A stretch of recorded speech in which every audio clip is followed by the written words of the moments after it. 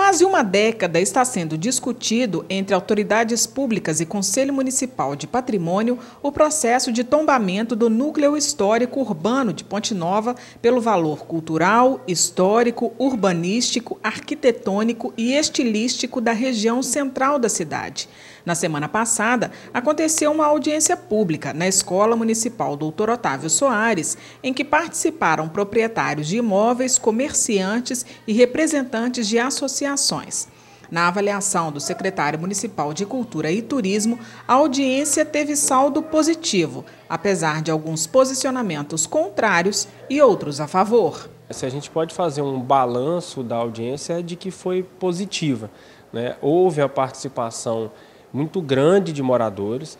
A gente sabe que ela pode ser um pouco maior ainda, mas a grande parte dos moradores que moram na área, se a gente pode dizer assim, atingida por esse centro, né, do centro histórico, atingida por essa situação de inventariado, de tombamento, ela esteve presente, expressando as suas opiniões, suas insatisfações, suas concordâncias ou discordâncias. Então a gente sabe que foi extremamente positivo, né? E o mais importante é que foi a primeira audiência pública em 10 anos, né? Há 10 anos que a gente teve início desse processo de tombamento, de inventariado do centro histórico, e foi a primeira audiência pública realizada. Para que um bem ou uma região sejam tombados como patrimônio, é preciso que antes seja feito um levantamento histórico chamado de inventário.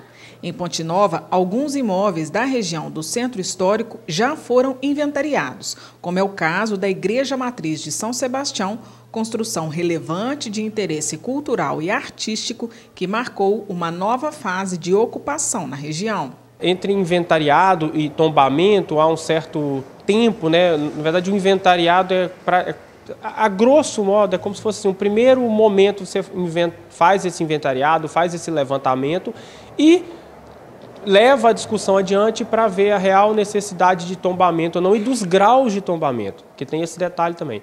Há graus diversos de tombamento. Há tombamentos de grau 1, em que todo o imóvel é tombado, né? E há os tombamentos de grau 4, em que a tombamento de fachada permite-se modificações um tanto maiores na área interna, por exemplo, ao passo que lá no grau 1, você nem na área interna você pode modificar, não pode modificar nem o volume da área construída, né? O tombamento de um bem proíbe que ele seja destruído ou descaracterizado, ou seja, ele deve manter as características que possuía na data do tombamento. Na avaliação do secretário, é preciso que haja um consenso, assim memória e história serão mantidas, no mesmo passo em que a modernidade avança. A gente tem que tentar equilibrar o desenvolvimento da cidade com a preservação da história, né? A preservação da história não pode significar o atraso da cidade, mas o avanço também não pode significar um rasgar da história do município.